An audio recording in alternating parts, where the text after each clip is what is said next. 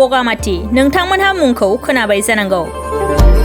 गुबुन गुबुन लावखार ओंखाम जाग्रा थावनि बायदिनो दावबायारिफोरनि थाखाय बे बोसोरावबो तामुलपुर जिल्लानि सिङाव थानाय भारत भुटान सीमा साखाथिनि बगामाटी दावरायसार लावखार ओंखाम जाग्रा जायगाया आसाम आरो बड'लेण्ड ओनसोलनि थाखाय मोनसे मुंदांखा लावखार ओंखाम जाग्रा जायगा। गोदान बोसोरखौ बरायनायजों लोगोसे बे बोसोरावबो समायना रमायना मिथिंगानि महरा आखाइ फायख'नानै लिंहरदों दावबायारिफोरखौ। लावखार ओंखाम जानायनि अनगायैबो बगामाटी दावरायसार लावखार ओंखाम जाग्रा जायगाया ग्रीन ट्रेक एन्ड एडभेन्चाराव बायदिसिना सुबिदा मोननो हागोन, जेरै rafting, ziplining, jungle trekking, parasailing, camping, air rifle shooting, जानायनि थाखाय लान्च, ब्रेकफास्ट। बेनि अनगायैबो भुटान हाजोनिफ्राय बोहैबोनाय बरनदि दैसानि दैयाव दान्दिसे रंजानायजों लोगोसे भारत भुटान सीमा ओनसोलखौबो नुनो मोनगोन। बगामाटी लावखार ओंखाम जाग्रा जायगाया बर'नि गुबै धोरोमखौ सिनायथि होग्रा मोनसिंसिं बोराइनि मुसुखाजों लोगोसे गंसे बाथौ थानसालिनि अनगायै बुद्धदेबनि मन्दिराव बयबो बोर लानो हागोन।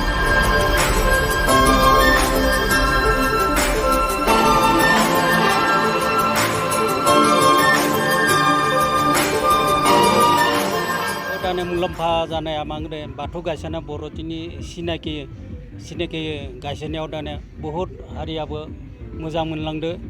मोजां मोनलांनायाव बिश्वजित सारा इयाव बानायना होदो आरो जोंनाव पिकनिक बासाव सबखौबो रायजोनिफ्राय सबबो फैनानै खासे खानियाबो खुलुमथो मोनसे पिकचार नुवाबा मोनसे सिनारि नुवाबा बोरै जानो, बेनिखायनो जोंनि बर' हारिनि नेरसोन बाथौखौ गायसनना होदो। गायसनना होनायाव दा बेलेग मानसिफोरा बहुत मोजां मोनलांदो आरो जोंनि धोरोमखौ सिनाखि इयावनो जोंनि पिकनिक बासावनो जोंनि बर' हारिनि बाथौ गुबिखौ सिनाखि आरो सिनाखि मन्दिरखौ गायसननायाव जोंहा बर' हारिया गोबां लाब जादों। बर' हारिनि गायसननायाव बहुत एसे डेभेलपबो उन्नतिबो जादों आरो नै बर' हारिनि माबायाव बाथौ गायसननायाव आरो बिश्वजित साराबो फैदो गायसननायाव आरो हेमन्त बिश्व साराबो फैदो। बहुत गोजान गोजाननिबो एमएलएफोराव फैनानै खुलुमलांदो, मोजां मोनदो। দুঃসাহসিক ক্ৰীড়াৰ পৰ্যটন ক্ষেত্ৰও হৈ পৰিছে আৰু বগামাটিত যোৱা কেইবা বছৰ ধৰি আমাৰ গ্ৰীণ ট্ৰেক এণ্ড এডভেঞ্চাৰে পিকনিক স্পটৰ লগতে সমান্তৰালভাৱে আমি এডভেঞ্চাৰ টুৰিজিমটো প্ৰমোট কৰিবৰ কাৰণে চেষ্টা চলাই আহিছোঁ আৰু যথেষ্টখিনি আমি সফল হৈছোঁ বুলি আমি ভাবোঁ। যোৱা আমি প্ৰায় 8-10 বছৰ ধৰি টুৰিজিম ক্ষেত্ৰখনক মানে এটা গতি দিবলৈ সক্ষম হৈছোঁ। আমি ইয়াতে গ্ৰীণ ট্ৰেক এণ্ড এডভেঞ্চাৰে অকল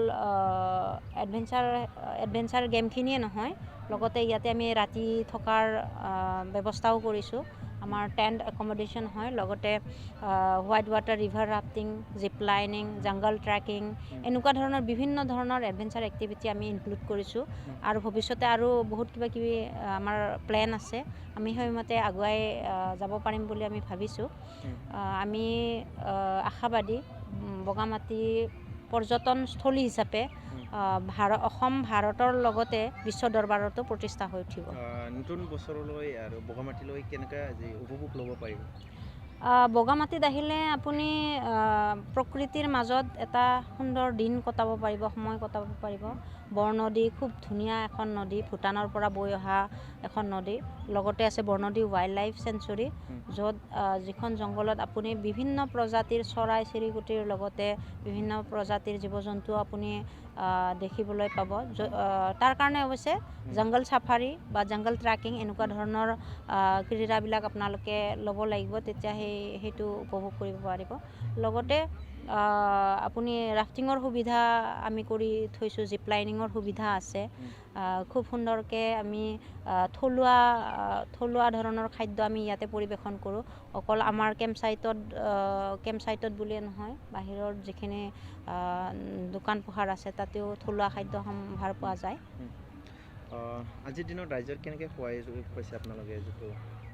যোৱা কেইবছৰ ধৰিতো খুব ভাল সঁহাৰি পাইছোঁ, কিন্তু এইটো বছৰ কিছু কম দেখিছোঁ মানে ভিৰটো কম দেখিছোঁ পৰ্যটন ক্ষেত্ৰখনৰ ক্ষেত্ৰতো দেখিছোঁ আনবেলিৰ দৰে এইবেলি বহুত কম মানুহ আহিছে তথাপি আমি আশা কৰিছোঁ ভাল হ'ব হয়তো এইবাৰ বানপানীয়েও যথেষ্টখিনি আমাক প্ৰভাৱ পেলাইছিলে তো ৰাফটিঙৰ ক্ষেত্ৰতো কিছু আমি অসুবিধাৰ সন্মুখীন হৈছিলোঁ কিন্তু আমি এৰি দিব পৰা নাই গৈ আছোঁ নিশ্চয় অনাগত সময়খিনিত আমি খুব ভাল মানে সঁহাৰি পাম ৰাইজৰ যেটো বগামাটিত যে আহিবৰ কাৰণে যেটো ৰাস্তা এইটোৰ বিষয়ে আপুনি কি ৰাস্তা মোটামুটি ঠিকেই আছে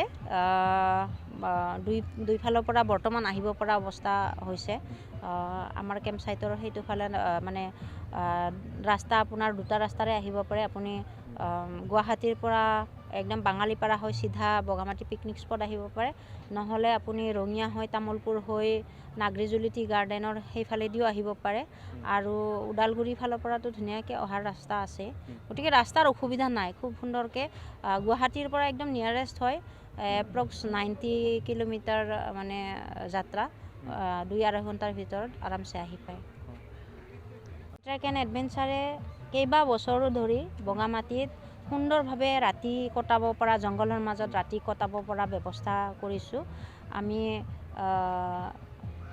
ৰিজৰ্ট নহয় কিন্তু আমাৰ এইটো কেম্প ছাইট হয় এতিয়ালৈকে আমি ৰিজৰ্ট বুলি ক'ব নোৱাৰোঁ ধুনীয়াকৈ ফেমিলি ফ্ৰেণ্ড চাৰ্কল লৈ আহিব পাৰে আমাৰ ইয়াতে অকল অসমৰে টুৰিষ্ট আহে এনেকুৱা নহয় অসমৰ বাহিৰৰো টুৰিষ্ট যথেষ্ট সংখ্যক আহে ইয়াতে আহি ৰাতি কটাই যায় খুব ভাল পায় তেওঁলোকৰ যিবিলাক ৰিভিউ আছে খুব ভাল আৰু যিখিনি আমি থলুৱা খাদ্য দিওঁ তেওঁলোকে খুবেই এনজয় কৰে বন্ধ থাকে নেকি কেতিয়াবা আমাৰ বন্ধ নাথাকে আমাৰ কেম্প ছাইটটো বছৰটো 365 ডেইজ আমাৰ অ'পেন থাকে যিকোনো সময়তে আমাক যোগাযোগ কৰি আমাৰ কণ্টেক্ট নাম্বাৰ লৈ আহিব পাৰে আগতীয়াকৈ যোগাযোগ কৰি ল'ব আৰু যিকোনো সময়তে বছৰটোৰ যিকোনো সময়তে আহিব পাৰে আমাৰ বছৰটোৰ যিকোনো সময়তে যিকোনো এক্টিভিটি ৰাতি থকাৰ পৰা আদি কৰি ৰাফটিং জিপলাইন জংগল ট্ৰেকিং গোটেইখিনি এক্টিভিটি আমাৰ চলি থাকে এনেকুৱা নহয় যে এইটো ছিজনতহে আমাৰ হ'ব অমুকখিনি সেইটো ছিজনত নহ'ব তেনেকুৱা কথা নহয় বছৰটোৰ প্ৰতিটো দিনে আমাৰ খোলা থাকে খালি আগতীয়াকৈ যোগাযোগ কৰি আহিলেই হ'ল যোগাযোগ কৰাৰ যেটো কণ্টেক্ট নাম্বাৰ এইটো কৈ দিব হয় যোগাযোগ মই দুটা কণ্টেক্ট নাম্বাৰ কৈছোঁ মোৰ নিজৰ নাম্বাৰ এইটো 9957819726 আৰু এবাৰ কৈছোঁ 9957819726 এইটো মোৰ নাম্বাৰ আৰু এটা আছে 9678410485 এই দুটা নাম্বাৰত আপোনালোকে যোগাযোগ কৰি আহিব পাৰে